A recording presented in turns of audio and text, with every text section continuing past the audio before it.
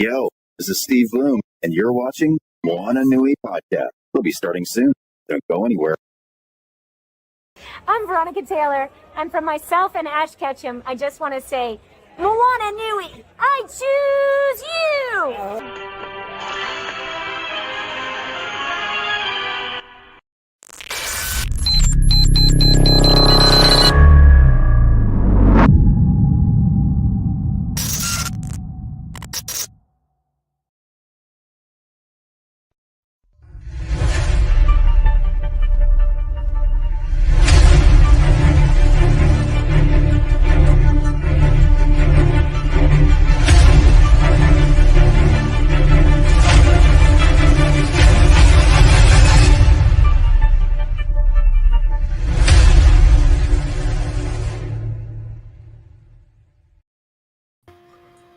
Aloha, everyone. Welcome to the Moana Nui Podcast. We are back after the holidays.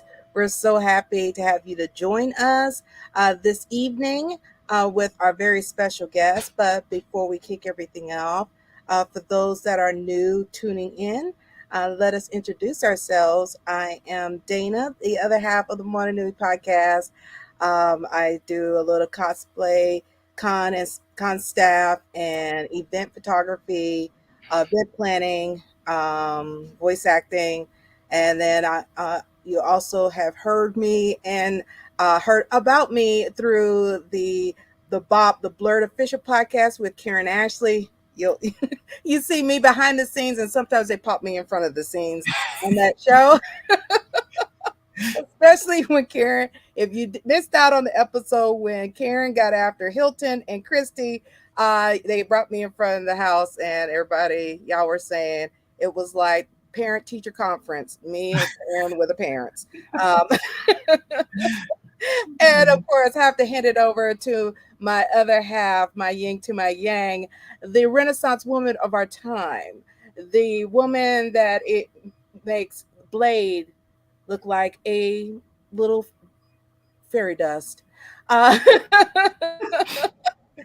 She fights through the night. She takes down, the hypocrites. She corrects and elevates those that are put behind and silenced within the community. I love to hand it over to the wonderful, the beautiful Moana. Aloha, everybody. Hau'oli makahiki ho, as we say in Hawaii. Happy New Year. Yes. 2023. It's great to be back. Yes. And I'm excited for a new year. At the end of last year, it got a little hectic, and I wasn't able to come onto the show a whole bunch. So for those of you who have been missing me and being like, what the heck happened to Moana? I am here. I am still here. Yes. We just had to, get some things in order, but we're really excited for 2023. Dana and I have some new initiatives that we'll be talking about, maybe not this week, but a little later. Still got to get some of the planning in motion, but really excited for the changes that are going to happen on the show. All good changes. Yes. And for those who maybe missed one of the announcements that we did last fall, I think, is that we're now a part of the Agents of Geekdom. So if you're not yet following Agents of Geekdom, please give us a like, a follow, or subscribe. We're on YouTube, Twitch, of course, on Facebook. And the Moana Nui Podcast, as always, will continue to be on the podcast streaming platforms, and you'll still be able to find us there. So not really changing, just kind of expanding, teaming up with some folks, and broadening our reach through different avenues. So thank you, everybody who's been a part of it and continues to help us as we grow this wonderful community that we love to serve. So what do I do? I'm the host, I'm the founder, with all that said. But I am also really what I am is really a champion for BIPOC communities. And I do that by running this podcast, by writing children's books for the Adventures of Nakoa and Nohea series. And of course, the thing that started most of it all is the Wildcard Chronicles, which is our comic book series here at Burning Spirit Comics.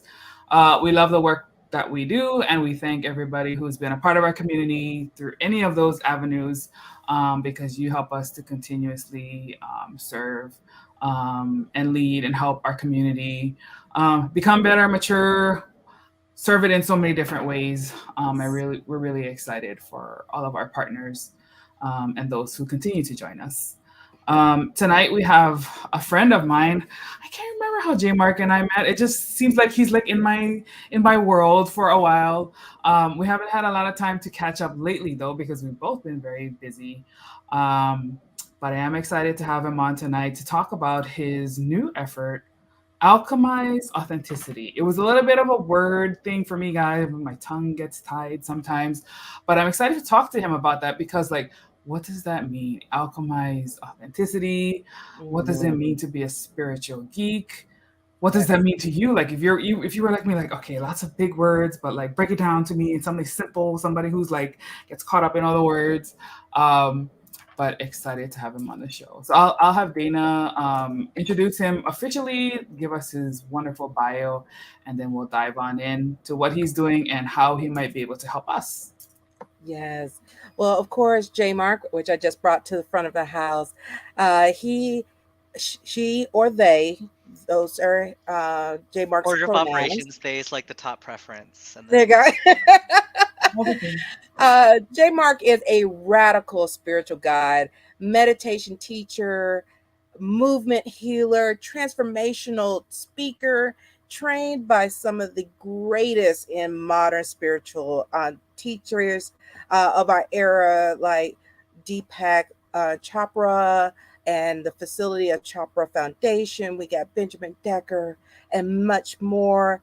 But he has been using they have been using their wisdom and knowledge to cultivate through the section of ancient Buddhist practices, spiritual. Now I'm getting tongue-tied. Spirituality and modern day neuroscience to help guide you towards cultivating your own healing journey. We're so happy to have Jemarc right back on the show. For those that have tuned in before, Jemarc was on here when we were talking with our group about Cos Gala last year.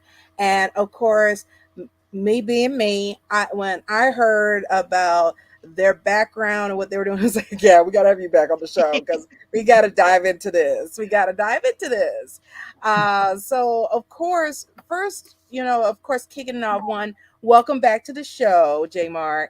And of course, on the Moana Nui podcast, we like to start the show off with the Pico, or your origin story. Tell us a little bit about yourself and something special about where you are from. oh my goodness, that's wild. That's a lot. Okay, so first, hello, my loves. I am Jemarc Axinto. Actually, my full name is Jemarc Axinto Fletcher because she's married, but that's I'm Jemarc Axinto. Nice to meet you all. I am non-binary and I am Filipino, Filipinx. And origin story is wild. So I'm a military brat. So my life was spent just ending up in a lot of different places growing up. So I'm simultaneously, a military brat, and then I'm a third culture kid. I'm the child of immigrants who came to America. And so my entire life's journey, I called myself like a master of disguise. My code switching was just next level. A really good example was my 16th birthday party. I invited all my friend groups to my 16th birthday party, and then when I was looking at when we were all eating, it was like being in the school cafeteria. Everybody was split up and not integrating, and I was like, oh, this is a really weird feeling. And hella trauma. And a lot of my coping through that trauma was through pop culture. And that was kind of just how I numbed myself and also made myself feel, but also numbed myself. So I got really into video games and anime and comic books and manga and all the things. And it was through that journey of my life that I realized that I had no idea who the F I was. Yeah. And the more I kept establishing my sense of self on external things, the more pain I was in. And so I would be like, Mm. especially when it came to like feeling like I was ever enough or feeling Yeah. like I was ever a good person. And so my life's journey became one of really trying to find an answer without being attached to an answer. Okay. Mm. And through that came trauma healing. Mhm. And so the reason why I say try to find an answer without being attached to an answer is, especially in the spiritual world, you often hear the concept like kill the ego, destroy the ego, da da da da. Da. But like we need an ego, right? We need a level of separation to interact and engage with the world.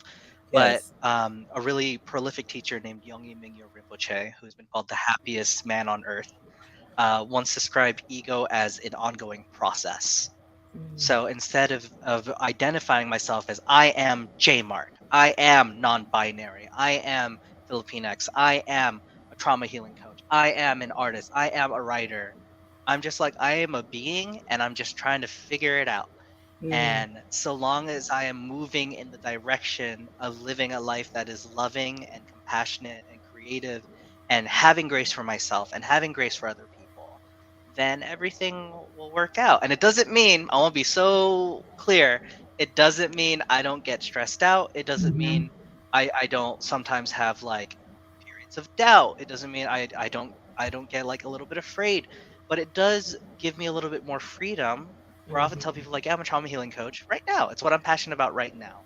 Mhm. Maybe it'll be something else down the line. But by not over identifying myself with that, it gives me a little bit more freedom so that if and when I fail and make mistakes, as we are wont to do, it no longer attacks my sense of self. If I decide it's no longer what I'm passionate about, it no longer impacts my sense of self. So I was only able to get to this point through trauma healing. And I was only able to get the trauma healing through going through a bunch of shit and realizing that my entire life was gonna both metaphorically end in terms of the relationships I had built, or literally end in terms of my unwillingness to move forward. And so I had to make a change in my life. And Yeah. so yeah, Moana's known me since like before I started that huge transition. Like I often joke with people, like it's been so long since I've seen you. I was in the closet the last time. Like it's just like a really funny way of me tracking the passage of time. Like, oh, it's been so long, honey. I was straight when we last spoke. Like,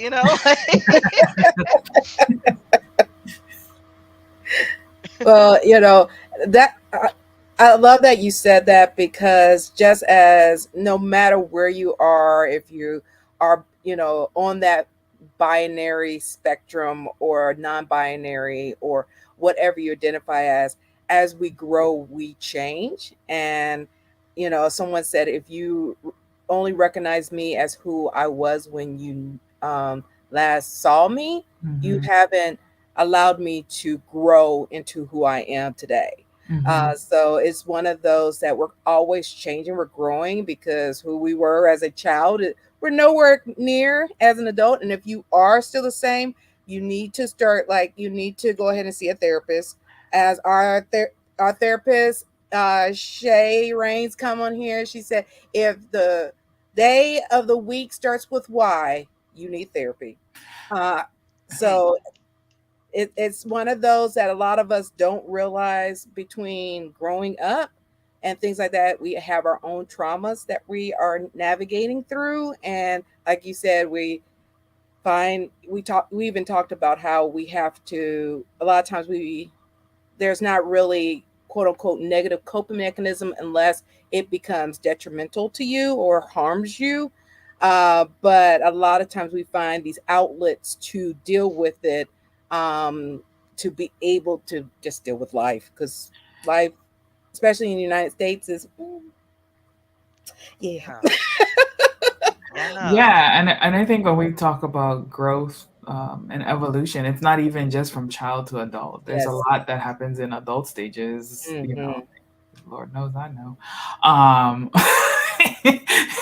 whether it's the last year or a couple of years, there's just things that we are hopefully growing through, accepting, taking on challenges, overcoming them, and like J Mark was mentioning, like having grace with yourself. Like I think you have to have grace with yourself before you can truly have grace for other people. Hmm. Because at the end of the day, we are judging, evaluating, assessing the world through the our own lenses, right? And so there's truth there and there's not truth there, right? So yeah, I think that's important because I think a lot of people kind of default to like, well, yeah, I'm not who I am as a kid. Okay, yeah, but then that's like not enough, right? Like we should still constantly be revisiting ourselves and making sure that like our current existence is as healthy as it can be, and if not, asking for the help that we need. Exactly. Yeah. And very lovingly Yeah. reevaluate. It's so important. And you know, like I often tell people, and I'm not always believed. I'm like, I've engaged in very shitty and harmful behaviors. That's part Right. of why I knew I needed to Mhm. heal. And also, I was one of the first people through the gate. Like F this person to hell. I'm done with them. Cancel them. And it wasn't until I really confronted what we call in the spiritual realm like shadows, right? Well, it's only Mhm. until I confronted my own shadows that I was like, you know what? I could have just as easily done what that person did. And the vehemence, the rage in which I am condemning an entire person based on a set of actions was a way for me to feel better about things I was ashamed of that I wasn't confronting. Mm-hmm.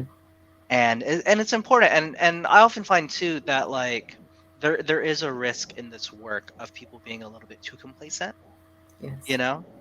In the world that I'm in now, people are like, you say that like you understand why Ye is doing what Ye is doing, right? But you're still holding ground that like that is like, yeah, of course, because behavior is separate from being, but if behavior is still being engaged in, then that still needs to be confronted. Like, Mm-hmm. yeah, Ye is a very sick person, you know, and they need help, and he needs clear help. And I don't think he needs to have a platform. If he wasn't rich and famous, he'd be a person screaming on the street right now. But the former version of myself, the unhealed version, I'm still, of course, healing is an ongoing journey, but the less traumatized version, the more traumatized version of myself would have been like, Ye's a piece of shit, cancel him, I hope he dies. And that's not productive. It doesn't open the door for a world in which we all, because I didn't fundamentally believe at my core that I was capable of changing, I couldn't accept anyone else could change. Mm. And through my own growth and healing, I could be like, you know, anyone's capable. Will it happen in this lifetime? I don't know. Right. Do they have the causes and conditions possible for it to happen? Are they surrounded by people who will clock them on their shit in a way that will make an impact? I don't know. But it's never impossible for anyone. Improbable, maybe, but never Yeah. impossible. Right. Yeah. Highly improbable sometimes, Yeah. but So for but they have to be sure. willing, right? You know, like the person has to be willing to do the work. And if not, Oh, Mm-hmm. 100%. And I that's what I do with every client I work with. I always vet them because like I need to. I don't care if they're gonna pay me like on the high end of my sliding scale. If I'm getting a read that they are not ready to do the work, I won't work with them. It yeah. doesn't mean they're a bad person. It's just like I'm not here to waste their time and money. And Mm-hmm. even though this is, you know, my career and like we live in a late capitalistic world and a bitch needs money, I'm like, yes, but I would much rather work with somebody who is paying less, who's more dedicated, than somebody who's paying more, who's phoning it in. Yes. Because I can't be attached to an outcome, but I can at least know if the process is beneficial for the person who I'm working with or not. Mhm. Very nice. Yes. And I think that's something, no matter what you're trying to navigate through, you have to be honest with yourself, because a lot of times people do things because your family, your loved ones are like, you need to get therapy, you need to do this, but you're paying out money to literally have somebody babysit you because you're not willing to do anything. You're just there to get the check marks off and say, look, y'all leave me alone. I'm doing it and keep doing it. So you have to really have that, that talk with yourself, basically, to say, hey, Were you stalking me during my days manipulating therapists? Because I did that all the time. I knew exactly what to say to look like I had my shit together as I was falling apart. yeah, 100%. Yeah. And it well, doesn't mean you shouldn't try either. Like, exactly. Yeah, try. Maybe you'll exactly. phone it in, but you're still taking a step further than somebody who isn't trying at all. Right. And Yeah. like you said, a lot of people, because of, we've talked about on our show, code switching, you know how to code switch for the environment you're in. you can easily just say and do what needs to be done just to check it off and those the people that let you be, but you're not getting any value from it. And then as you grow up, you're finding out, yeah, I really do need to talk to somebody about this because I'm this one thing right here has been taking most of my mindset, most of my energy, and I'm just refusing to acknowledge it. And now I'm finally acknowledging it. And a lot of people think therapy is you have to be like sit down, spill all of your guts kind of aspect, but it's so many different levels to therapy that you can, like with you, being for meditation, you also had, a spiritual guide, also being like a health teacher because learning how, your body is being affected.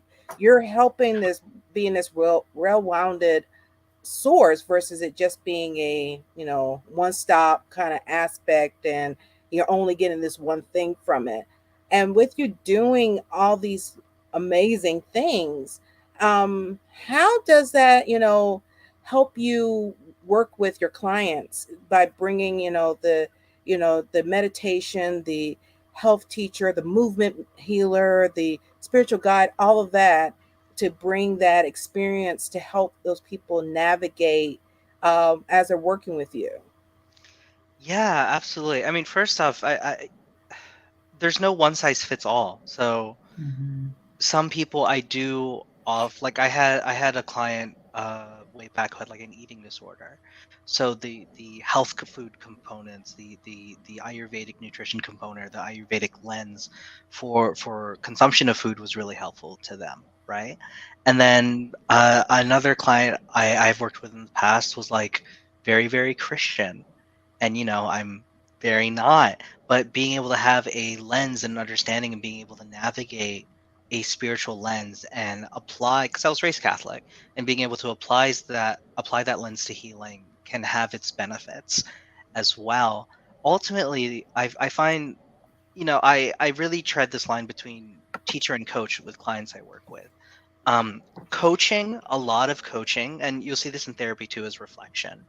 People often just need someone to speak to who can give them permission to actually hear the words they're saying, and by reflecting that back to them. And a lot of coaching, I heard it described once that therapy is taking somebody from negative 100 to 0, and then Mhm. coaching is taking from somebody from 0 onward. So Mm. as a coach, there's a component of the perspective where I'm not looking at anyone as if they're broken. I perceive clients I work with as like they are already whole. There's a Mhm. metaphor used in the Vedic tradition of a white cloth, and over time the cloth gets dirtier and dirtier and dirtier and dirtier and dirtier. And it's like the cloth itself is still perfectly functional. You wash the dirt off.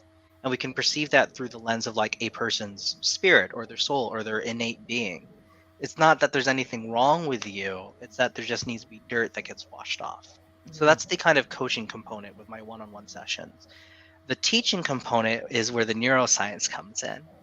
And that's really where I'm passionate, in that everybody in the world has trauma, bar none. Everyone has trauma. And what happens when you've dealt with compounded trauma over time is there's a system in our brain called the limbic system. It's known for housing emotional memory. It's responsible for our fight, flight, freeze, fawn response. And what happens is, functionally, it's supposed to turn on when there is an innate danger and then turn off when it's gone. So if somebody points a gun at my face, I'm either going to run from them, I'm going to fight them, I'm going to give them all my money, or I'm going to freeze in place until that situation is over by what my brain perceives. And then it turns off. My body goes from a sympathetic response, which is the heart rate goes up, the immune system gets suppressed, and like my adrenaline's running, to a parasympathetic response, which is when I finally relax. I might be breathing heavy. I'm like, okay, it's time to rest. Living with trauma is living your life as if somebody constantly has a gun pointed at your head. Because Mhm. at some point, your brain, your limbic system decides, oh, I need to be on all the time because something is always wrong. And through that, your brain normalizes the production of the stress chemicals, cortisol, adrenaline, and noradrenaline. And so my work with clients of alchemizing authenticity, I tell them this is how you achieve who you are beyond trauma, labels, and roles. Because when we are triggered, our brain filters out everything but what it interprets as it needs to know to survive. It's why so many of us are so polarized in our belief systems. It's why we see a red hat, and this was me for a long time. I see a white person in a red cap, I'm immediately activated and want to fight them. And then like way later, I'm like, oh, it's a Boston Red Sox hat. Like, I don't know, but I'm activated, I'm triggered, and my brain has normalized that as a state of being. And so the idea of alchemizing authenticity is how do we guide your brain to normalized happy chemicals again? And I say this a lot, and it sounds very edgy, but I say it because it's something that I personally believe is really important for us to confront. Have we ever actually been sustainably content and happy? Or are we living in sporadic states of relief from our pain? It's a very different mentality. For a lot of us, it is the latter. And it was very true for me too. Because when we normalize cortisol and adrenaline, and it's not something we willfully do, we're not victim blaming here, it's just what our brains have done. It's why we can have a period of a few weeks, a few months, even a couple years where everything's going well, and then we self-sabotage. We blow it all up. It's the equivalent of a heroin addict going through withdrawal. Your brain goes, okay, this was nice, but now I need my hard drugs, because that's what your brain has deemed normal. So the work I do with clients from a more teacher capacity is teaching people how to no longer normalize stress. And it's a strict regimen. And it is the hardest thing I've ever had to do. It's the hardest thing my partner ever had to do. But if we can perceive the holistic psychologist, who I'm forgetting her name, Dr. Nicole, forgetting her last name, once said something. She said, let's stop calling them mental illnesses and let's start calling them symptoms of trauma. If we can perceive things like anxiety disorders, which I used to have, or fibromyalgia, which my partner used to have, or chronic fatigue syndrome, or PTSD or CPTSD, if we can perceive those instead of strict diagnoses, this is a life sentence, and instead go further back and say, oh, my limbic system is impaired, my brain is traumatized, and I've normalized this. If your brain can learn to be traumatized, it can learn to be untraumatized. If we can do that, if you can work from that root cause of everything else then dissipates. I no longer have a generalized anxiety disorder. I no longer have complex PTSD. And it's not like, oh, it's easy, I took a pill, haha. No, it takes work, and it took a lot of work, and it's work that, like, the thing about healing too is the more you heal, the more the brain retrieves memories. And Yes. so as I've continued down this road, yes, I no longer have GAD, I no longer have a depression disorder, I no longer have CPTSD, but guess what? There are other aspects of my life that are becoming apparent of like, oh, that's a trauma response. I have the tools, I can work on these tools. So I'm not just somebody who's like, I did a thing once and then I teach it to people. I'm like, I'm right there with you. I'm right there on the journey with you. I'm learning, I'm growing. Because what's the alternative? It is either I can manage my shit and have temporary moments of relief when my baseline is stress and overwhelm, or I can heal my shit and then have temporary moments of stress because my baseline is contentment and joy. And when you're acting from a space of contentment, when you're acting from a space of relief, well, not relief, of just baseline, what comes then is an awareness of responsiveness. You're no longer in reactivity. You're able to choose and discern. You're able to say, yes, I want to go with that because it feels right, not because you're reacting. How many of our decisions are filtered through fear of what may happen if we don't do it or what may happen if we do it? What we're going to think about it later on, what other people are going to think about it. Everything is so filtered through, like Moana was saying earlier, through constant levels of judgment as opposed through levels of and layers of trust. So that's the journey. Very nice. So, like with the alchemize your authenticity, one of the things that many of the people in our audience saw on the flyer, how can they be able to be start sessions doing that to help with what you just talked about of using both that neuroscience and those levels of spiritual and other elements that you bring into it to help them through their journey to heal themselves. Yeah, absolutely. So first off, just within the context of working with me, I have a group program. The first day for one-on-one sessions is January 30th. So it's at the end of this month. And I'm doing it differently than other programs that I've seen in that it is a hybrid group coaching program and one-on-one mentorship. So oftentimes you'll find in the world when if you start seeking out coaches, it's usually like you see the coach live in a group setting for 30 minutes every other week, and then the rest of it's recorded videos. It's what in business is called evergreen, which is fine. But for the work I'm specifically offering, it's not something I personally felt comfortable doing. Trauma healing is hard, and getting vulnerable is hard, and there are many times we can talk ourselves out of doing something, especially if we're talking about healing. It's a lens that is known as limbic resistance, because your brain has normalized stress chemicals, and so when you start doing it, just like a person going through a draw, your brain's going to send signals that something is wrong. So being able to tell somebody, hey, I'm here for you, we're going to go on this journey together. It's not going to be easy, but we can try our best with it. There's a level of importance in that. Also, really quick, that link does not work anymore, but I can give you a better link. Okay. Yeah. So the idea of the coaching program is that everyone does have to have a one-on-one consultation with me first. It's 30 minutes, just so I can see where you're at. And if you are in a place where you're like, yes, I no longer want to continue down the path that my life has been down. So it's a moment of deep reflection. It's a moment where we'll sit together and I'll ask very honestly, how is your life? Are things going well? Is there a trend of things not going well? Can you explore that more? Where do you see your life going 5, 10 years down the road if you continue down the path you're going down now? Is there a part of you that believes there's an alternative? And one of the things that I tell my clients, do you believe you can save yourself?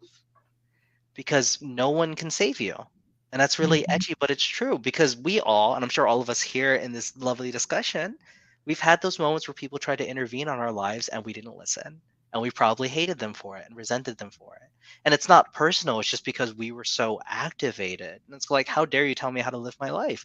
There has to be a personal accountability to it. Yep. So that's what that consultation's for. And then it's 12 weeks. You will meet with me once a week, every week for an hour. And then there's going to be an hour and a half group session, usually on either Sunday or Saturday morning. I'm still working that out with the cohort right now. It's not too late to sign up, so you can feel free to reach out on that link that Moana posted.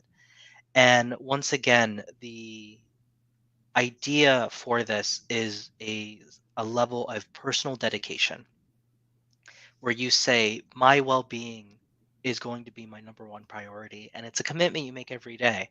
You're not just going to make it with me in that consultation. You have to make that commitment to yourself every day. And when things are hard and when you feel yourself deviating, reminding yourself that this is your priority. Moana, I believe, remembers I disappeared off the face of the earth for a few years. I like completely disappeared. I wasn't posting on social media. I wasn't doing anything because the alternative was unaliving myself. The alternative was my partner and I divorcing. The alternative was me continuing to cause harm to people I cared about. And so even though I had like a podcast that I loved and I still love, and even though I had the dream career that my Filipino parents really wanted me to have, and even though I had all the things, I was deteriorating. I was miserable. And I'm not saying you have to quit your job. I'm not even saying you have to quit your relationships. But can you take a break from going, I that's around when I stopped my activism work too.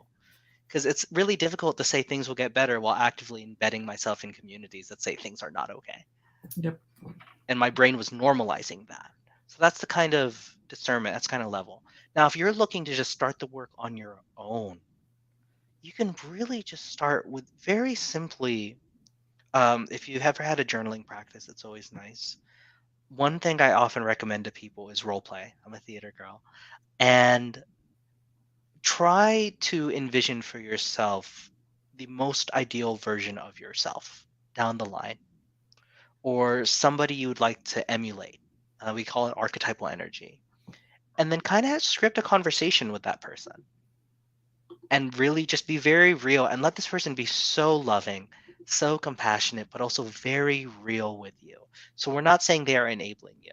It's not you're writing like, dear best version of Jemarc, I am feeling very guilty about eating fast food every day this week. And then they respond, oh, you do you, honey. It's so great. It's so beautiful. They'd be like, now, bitch, was that the right move? I love you, but are you showing that you love me? You know what I mean? Um, my highest version of myself was actually the character I played in my podcast. Their name is Twilight. They're actually the reason why I learned I was non-binary, because I played a non-binary character.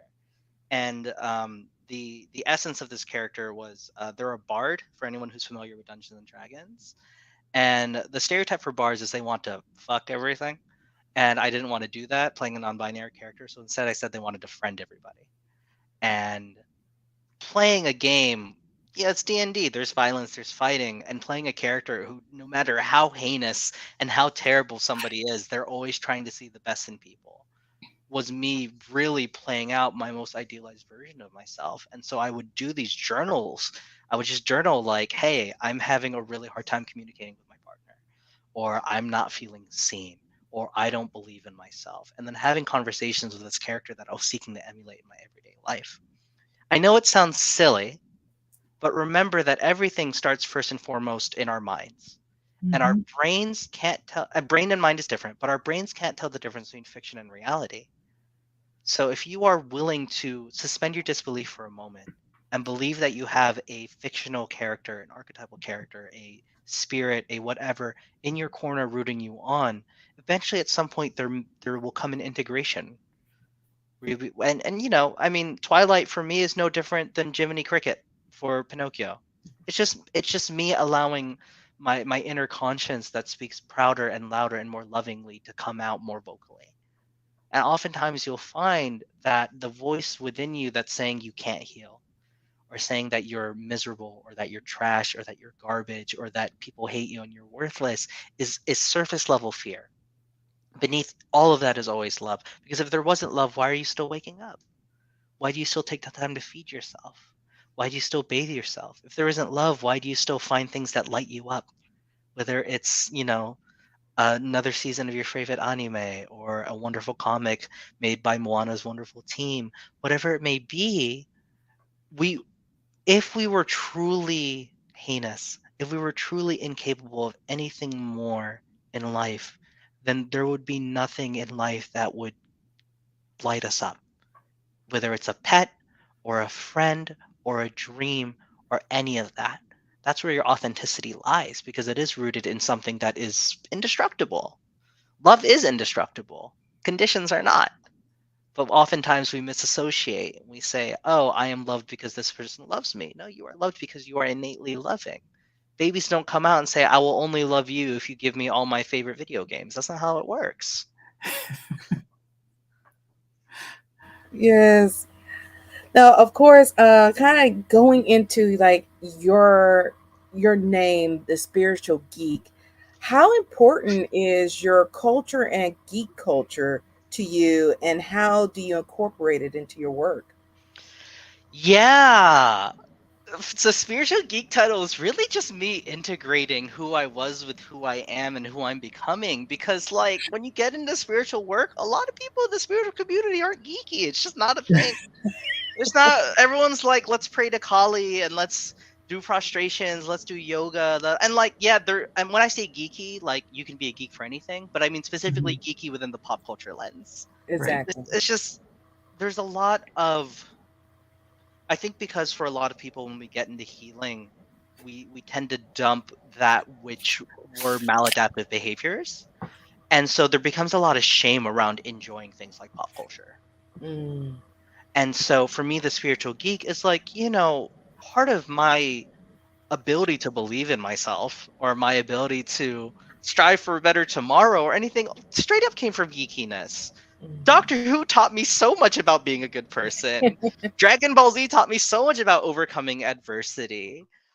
Legend of Zelda taught me so much about breaking into people's houses and breaking their shit for money. Like, you do what you gotta do, honey. Like, Don't forget about the power of friendship too. Power of power of friendship. friendship. Yeah, Yes. absolutely. Yu-Gi-Oh taught me the power of bullshit card rules. Like, you gotta do what you gotta do. But it's just the concept of spiritual geek, and this is my first time announcing it. I've been in the process. I've written 3 video essays so far. I'm trying to write 10 out the gate and then releasing 5 when the channel launches. And I've been speaking of like believing in yourself and taking time. This is something I've been telling myself I'm gonna do for about 2 years now, and I'm finally doing it because I had to get over some of my, I had to talk to Twilight, and Twilight had to be like, "You got this, bitch." I'm like, "All right, thank you, Twilight." And, um, I am creating a YouTube channel, and this is through which I am teaching wellness and healing through the lens of pop culture. Oh, nice. So, for example, I just did one. I just wrote a video essay about how you can learn how to live more authentically through the lens of Netflix's Wednesday, or how you can learn how to free yourself from how to let go of anger and rage through the lens of God of War, and how perpetuating that may not be the healthiest way to live. And it's really just me being like, because in the world we live in today, people, generally speaking, the late millennial and the upcoming Wednesday's dope. The Yes, it late is. millennial and the upcoming Generation Z, people are becoming very disenfranchised by religion and Yes. organized religion. The deities through which we pray to are Marvel superheroes, our anime protagonists. They're the ones who inspire us. And at the end of the day, from a Buddhist lens, it's all archetypal energy anyway. But it's a Yes. question of, are you, and so the spiritual geek lens is really an invitation to Mhm. engage more consciously with the world that we live in and with the things that we engage in. Yes. Instead of watching TV shows or playing video games to numb ourselves, can we really be present with that experience without it pulling us away from the world we live in? Mm. So, put an hour on the clock, play the new God of War, play the new Final Fantasy when it comes out next year, play Elden Ring, but be very present with that. I used to live my life where I'd have a video game on one screen, I'd be listening to a podcast, I'd have a TV show on, I'd be eating. That's not presence. That's not conscious engagement. That's me numbing myself because I'm in so much fucking pain. And Yeah. so instead, pace yourselves, really engage with a presence and a loving presence with what you're doing, and then be like, what can I take from this? Like I Yeah. said, how can Wednesday teach us how to live more authentically? There's a lot in there. The essay's written, it's great. How can Dragon Ball Z teach me how to keep striving for more? How can My Hero Academia teach me how to be more loving and compassionate? Yes. When we do, and then take it to your life. I often tell people I work with in workshops or one-on-one sessions, we're not in the business of intellectualizing our wellness. Because when we do that, like Dana just called me out earlier, you get very good at lying to people. You can Mm. intellectualize, you know all the right words, you know all the things to say, but in the middle, you're not okay. Yeah. But when you get all of that knowledge, when you integrate it into your body, when you get it into your nervous system, that's when you can thrive. Play a little bit pretend. We used to do it all the time as kids. I want to be a Power Ranger. I want to be Sonic. But how do Yes. we apply that to living compassionately? For Mhm. anyone here who's a Demon Slayer fan, Tanjiro, I know not a lot of people are a fan, but that is one compassionate kid. In Yes, it Buddhism, we would call him a bodhisattva, which is a radical saint. is. How do I Yes. live more like Tanjiro? How do I see my quote unquote enemies and understand at a deep fundamental level that what made them demons is the pain and suffering they've experienced in their lives? Yes. That's engaging consciously. That's living with a spiritual geek lens. Mhm. And also, like I said, I have this in my background here, but and then like I'm just a huge geek. Like that's just all it is, honey. Like there it is. There's my clout for the podcast. Like I love it, love it.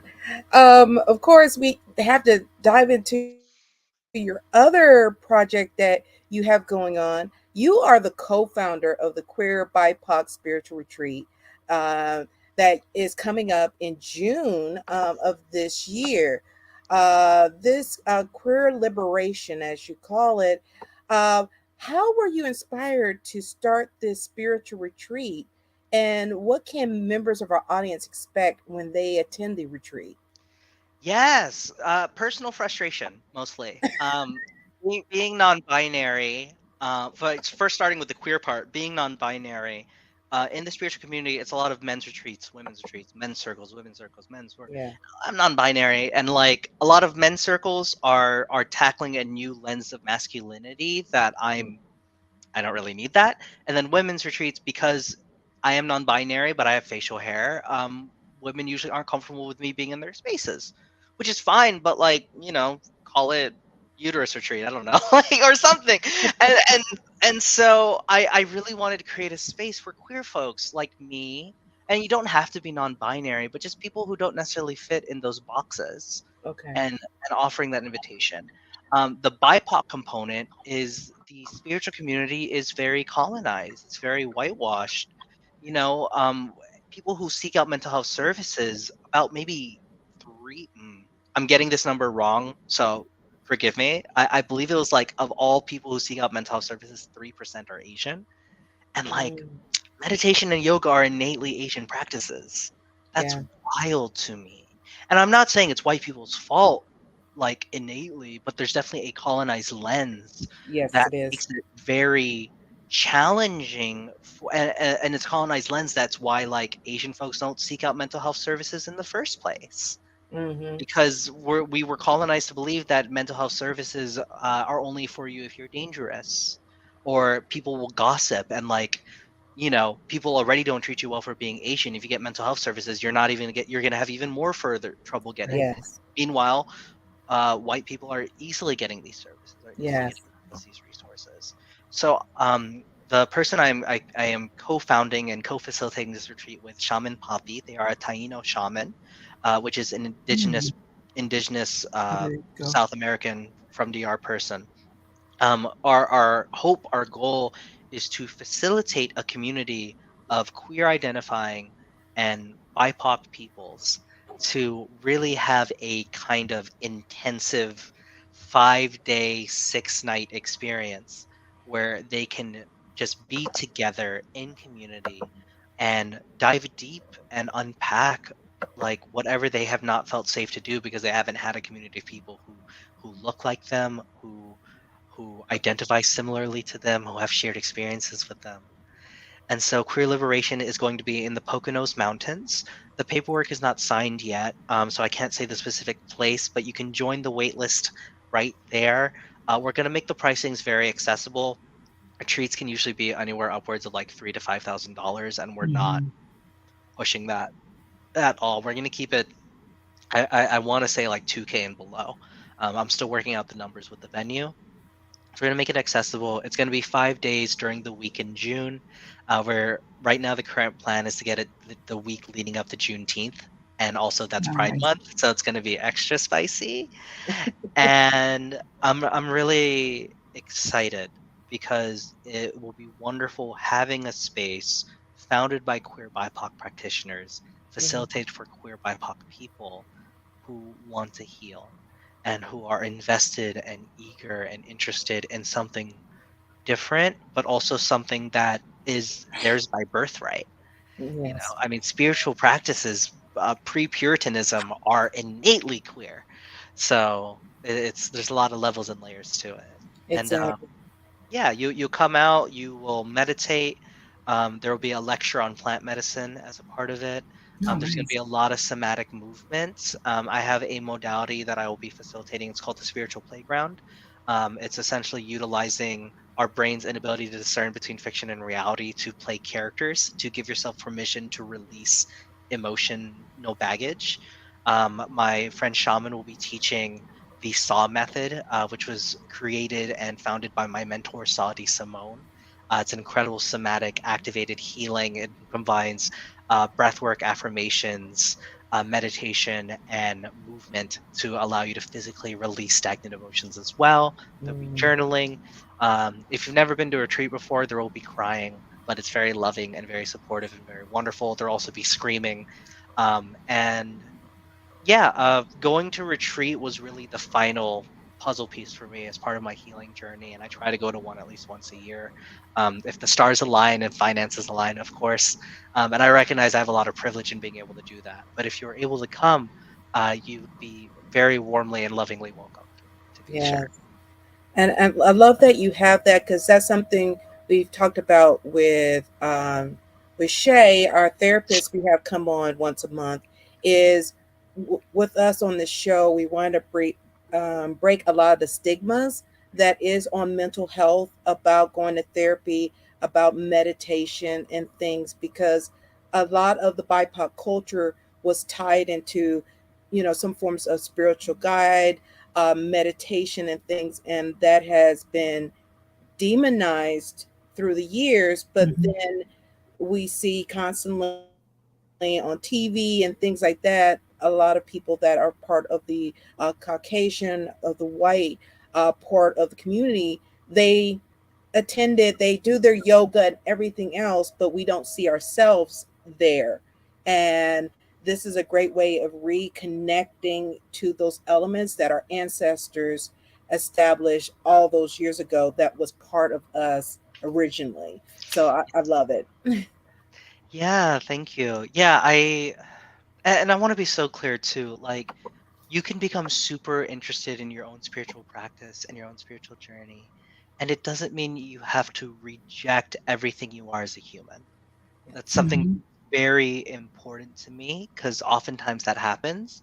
And sure, there can be a component of it. When I started my journey, I was like, I need to just drop all the J-markness of everything and just like be really into this work. But you always come back, like any of the great spiritual teachers throughout history, they didn't stay in the cave forever. They came back to society. And so finding ways to integrate, like I said, that's the whole ethos of spiritual geekdom, is just find that integration so that you can continue enjoying what you enjoy, but without it being reactive, without it being running away, without it being numbing, and also without getting way too pissed about things that aren't important. Yes. Like, I have two cats. Their names are Yoda and Kylo Ren. Ah, And y'all, Star Wars fans, y'all need, I don't know, you need to smoke some weed or get laid or do some therapy, because y'all get too heated. Like, it's yes, not I that do. deep. It's not that deep, honey. Like, I'm a huge Yes. Star Wars fan. My cats are named after characters. And like, I enjoyed The Last Jedi, and somebody's gonna like not want to have anything to do with me because I said that. But like, it's not that deep. Yes. Yeah. We can But disagree. It's okay. I can like something. You cannot like something. That's what I'm We egg, can still be saying. thank friends. you. A lot That's of what I'm saying. people get There's a so far from that. It means you either agree with me, or you don't. It's like when it comes to fan fiction or anything fictional. Once again, I'm gonna say fictional. They want to be like that, but it's like we could the we could do a whole other episode on why people do that, because I have a lot to say about it. yes. It We is may have to bring you back on that, because It is we do dive 100% a into trauma that. response, and I have a lot of tea to spill. Very very compassionate tea too. I know I said that y'all need to smoke weed or get laid, but like, I know why you're doing it, and I understand, and it's okay. Enjoy the last canceled. Okay, good. I'm glad I'm canceled over that and not something real, like, I don't know, being an Andrew Tate stand or something. That would have been bad, but Yes. I'm not. Internet, don't you cut that clip and make people think I'm an Andrew Tate stand. I am way too queer for that. Okay. Yes. Yes. But I think that's always been funny within the geek community and everything, that they'll get so heated on things like that, and it's just like, whether it's you know you know how a movie was done, or the fact DC Comics is flipping their world upside down right now and things like that.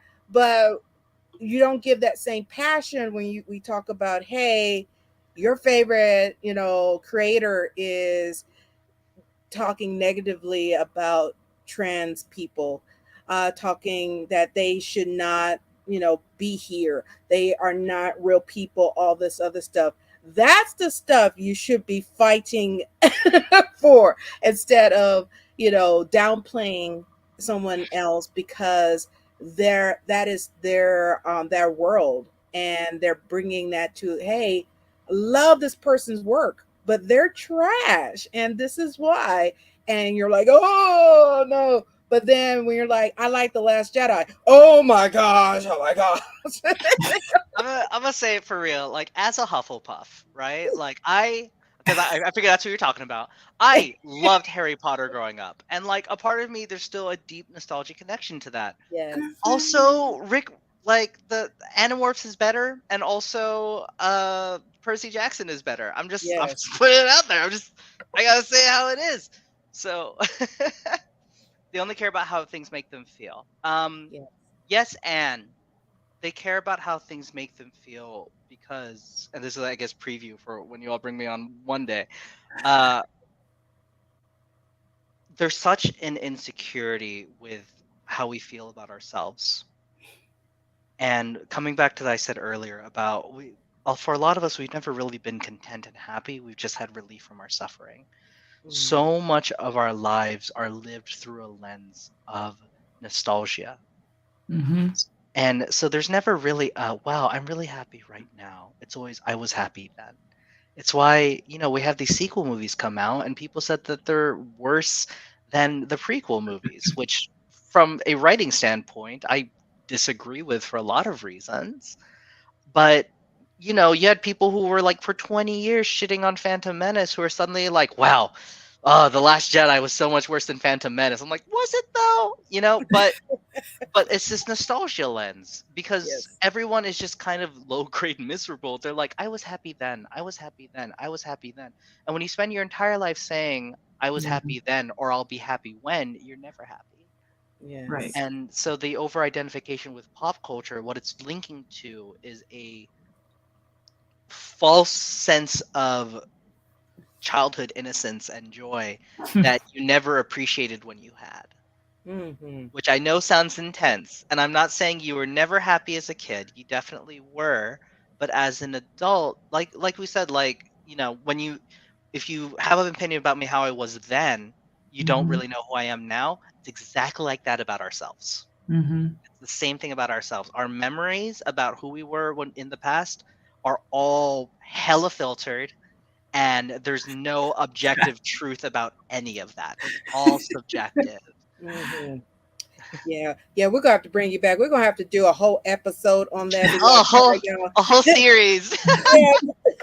Spiritual Geek Corner. Exactly. But yes, what she said is that was always the quote. They ruined my childhood. 100%. Remember when everyone was up in arms about the all-female Ghostbusters? They ruined my childhood. Guess what? They made a new one. Apparently, it was really good. I haven't seen it. But I just think it's funny because, if you go back and watch some of the things that you loved as a child, like, really? Like, this is you realize the problematic stuff that was being said, then you're like, I was like, Did my they parents say let me that? watch I don't remember them saying with that. those messages. It's interesting. Definitely through a filtered lens, for sure. Very much. 100%.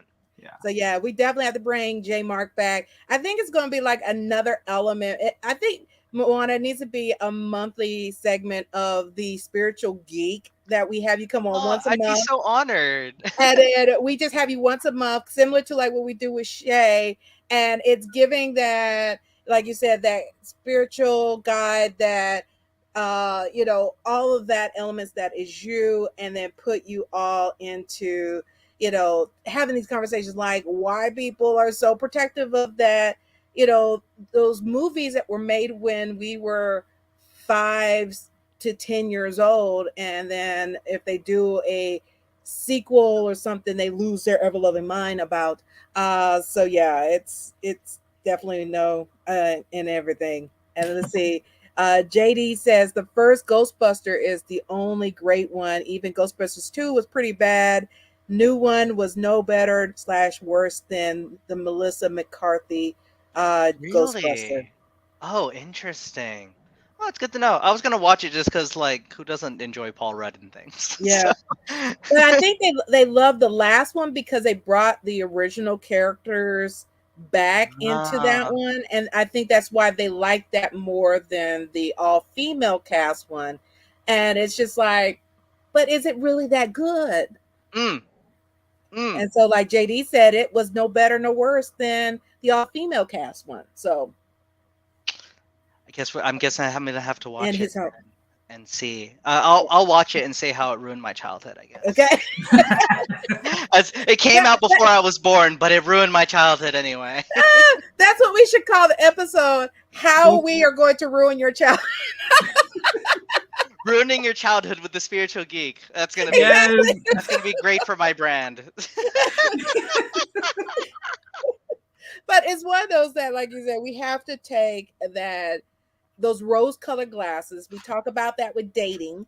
People have rose-colored glasses on, and then when you take them off, you see the reality of all of it. It's like, yeah, like you said, that aspect of the, nostalgia, the connection to that time that you were happy because you were a kid, you were loving, having this great time. You didn't have to worry about bills. You didn't have to worry about going to a job. You didn't have to worry about paying insurance. It was like you were living your best life, even though you didn't realize you were living your best life. I'm gonna be real. I feel like my best life was before now, because my current life is pretty great. I feel like my best life was college. Like all I had to do was schoolwork, and all my meals were like good to go, and I had people I could constantly interact with that had no choice but to interact with me. Like that was great. Like no one talks about how much adulthood is avoiding your neighbors. Like it's not like college where like, oh, you have to like meet your roommates and get to know each other. Like adulthood is just like you don't talk to anyone but the 5 people you know. So like I'm just saying. JD says, I don't care about sensitive geeks. I want to know if the ghosts were offended by the last few movies. It's like, you ruined my afterlife. Okay, so now I'm going to tell you about the Buddhist concept of pretas. They're called hungry ghosts. No, I'm just kidding. We're not going to go there.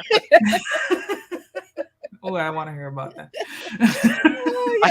I could give just like hours of Buddhism. Just talk.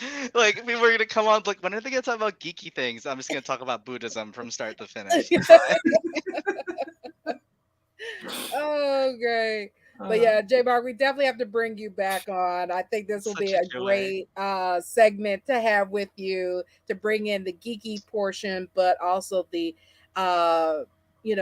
the helping you navigate that trauma and stuff, because so many people have that trauma, whether it's dealing with current times in your childhood, during college, whatever.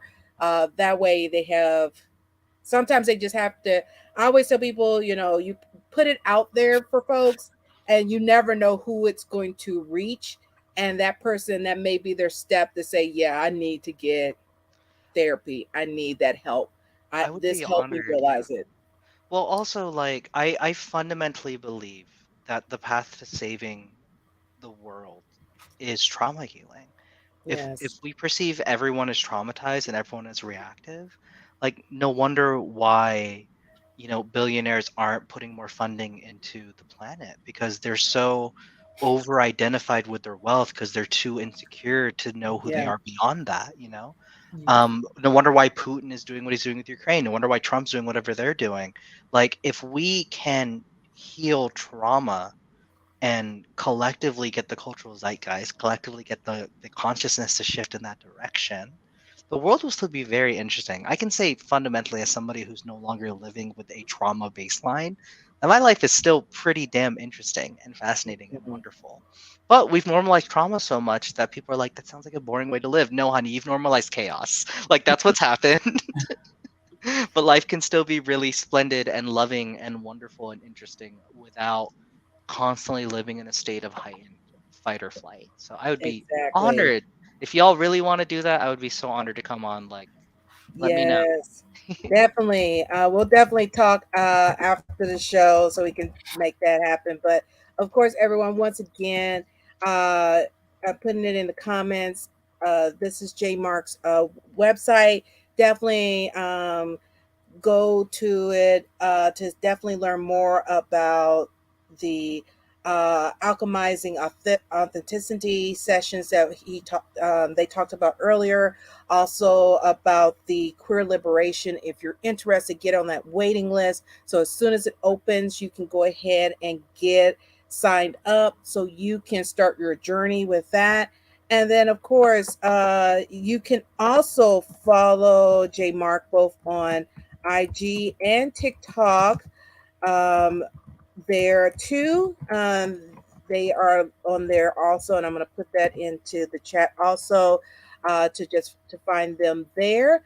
That you can follow them, and then you're probably also under the Spiritual Geek, probably on YouTube. Is that correct? Yeah, I believe so. I think it's youtube.com/spiritual geek. Okay. Yeah, because So then that's that where I way with actually use the brand. so this way also, as you heard them talking about the videos connecting geekdom to your trauma healing, you can subscribe and follow them on their YouTube channel to kind of Oh, see those different videos also. there it is. It's at the Spiritual Geek. If you do Okay. regular just Spiritual Geek, it'll be some other person's channel, and they haven't posted anything either. Oh, But they took it from you. Oh no, no, you well, that's don't. why I'm because I'm Exactly, the because Spiritual Geek. no one No else. one knows. I'm trying Exactly. this thing. I've Anybody noticed a else is lot an of like imitation. I've noticed a lot of famous people get away with anything by just telling people they're amazing, and then no matter they can't do This is wrong. So so I'm trying to true. do this thing where I just tell people, I'm amazing. I'm a genius. So you should Yes, follow me, and then I can do no wrong. exactly. So definitely like, subscribe, and follow Jemarc on their social media platforms and also on YouTube. Of course, also make sure you like, subscribe, and follow the Moana Nui podcast on our platforms. But most of all, the Agents of Geekdom, our new network that we're part of, that we partnered up with other podcasts, that we make really a platform. No matter what day of the week, you have somebody to listen to Monday through Sunday, through the Agents of Geekdom. Definitely like and subscribe to them on Facebook, YouTube, Twitch, and Twitter. We are live on all those platforms with the Agents of Geekdom. Any last words you want to give to the audience, Jemarc, before we get ready to end the session? Oh my goodness. Yes.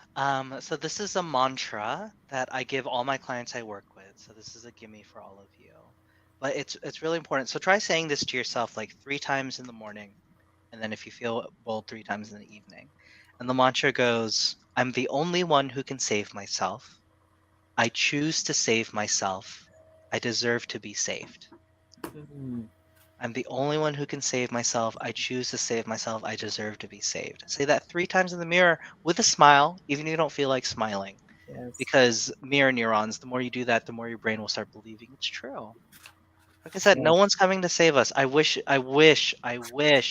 But even if Superman busted through your window and said you can start living better, you ain't gonna fucking listen. You're gonna be Yeah. like, get the fuck out of my house, Superman. You'll be calling the police. Excuse me, somebody just broke into my house. Excuse me, there's this white boy in my house. Get him out.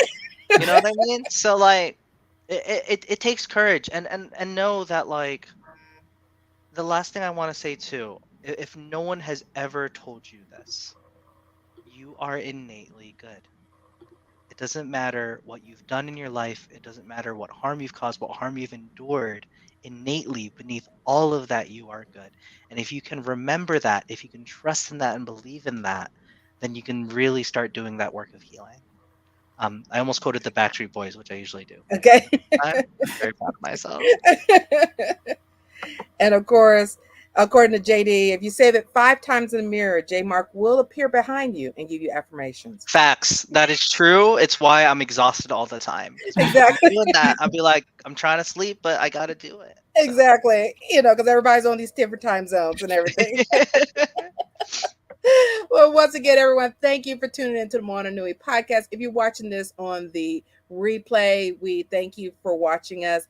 If you know anyone that can definitely need to hear what we are talking about today, share that link to us on any of our on the platforms so they can hear it, learn how to be able to get connected to Jemarc, because there may, like you said, someone in your circle that needed to hear that and would need that link to Jemarc's website to reach out to set up their sessions, because that was just the thing that they needed to hear that day. So of course, love each other, be nice to each other, and of course, but at the same time, take care of yourself, because there's only one of you. Yes. And, any last words from you also? No, just thanks everybody for tuning in and being a part of our show. It was great to talk with Jemarc, and definitely looking forward to ruining your childhood with all the compassionate tea. Exactly. So look forward to the announcement of whenever we start the monthly episode with Jemarc on, ruining your childhood. It's going to be fun. Moana Nui Podcast. So everyone, thank you again. Have a great evening. Happy New Year to everyone. Once again, this is your new year. So this is your new steps to doing what you need to do to better yourself this year. So whether it's fitness goals, whether it's mental health, whether it's spiritual health, do what you need to do, because you got to take care of yourself before you take care of anyone else. I always like to tell people, you always hear on the airplanes, if you're traveling with someone, you got to put your oxygen mask on first, because you can't take care of them if you don't take care of yourself. So definitely there. She was partial credit for the title. Okay. You got it, Biz.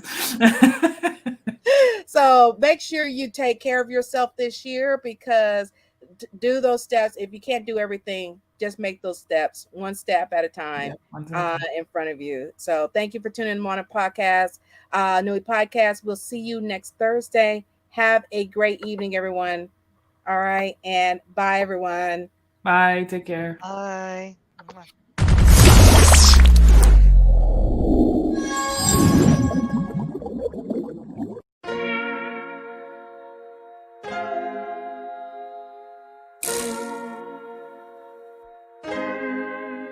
So many stories left to tell, even if we have to ourselves. Can keep history on the shelf. If we won't tell it, we will. If this the land of the free, it was a freedom then, when they annexed Hawaii and called it Cedar Lands, without any type of payment and no signing off. Called themselves the Republic in 1894. 1.2 million acres overtaken from the native Hawaiians. When they resisted, the West retaliated in violence and erasure. The Hawaiian language is banned as part of colonialism's plan to expand, yeah. Stuck between a rock and a hard place. Multiple bombings of Kaho'olawe as a part of their ongoing war with Asia. Used it as a place for target practice. No consent or compensation. Colonizers call for annexation. No work out for all the locals. School will never let you know. So many stories left to tell, even if we have to ourselves. Can keep history on the shelf. If we won't tell it, we will. Too many stories left to tell, even if we have to ourselves. Can keep history on the shelf. If we won't tell it, we will. We will. So if we put Hawaii into perspective, well, Black and Asian history is interconnected. Considering the fight with the Pacific, then of course, versus Asia, they was treated as a middleman for war, but didn't let the Western colorism run its course, cause dark skin was a sign of dignity to core. The land was taken in the name of capitalism, when prior to it was an actual kingdom. Clap back at the system. Stuck between a rock and a hard place. Multiple bombings of Kaho'olawe as a part of their ongoing war with Asia. Used it as a place for target practice. No consent or compensation. Colonizers call for annexation. No work out for all the locals. School will never let you know. So many stories left to tell, even if we have to ourselves. Can keep history on the shelf. If we won't tell it, we will. Too many stories left to tell, even if we have to ourselves. Can keep history on the shelf. If we won't tell it, we will. So many stories left to tell, even if we have to ourselves. Can keep history on the shelf. If we won't tell it, we will. Too many stories left to tell, even if we have to ourselves. Can keep history on the shelf. If we won't tell it, we will. We will.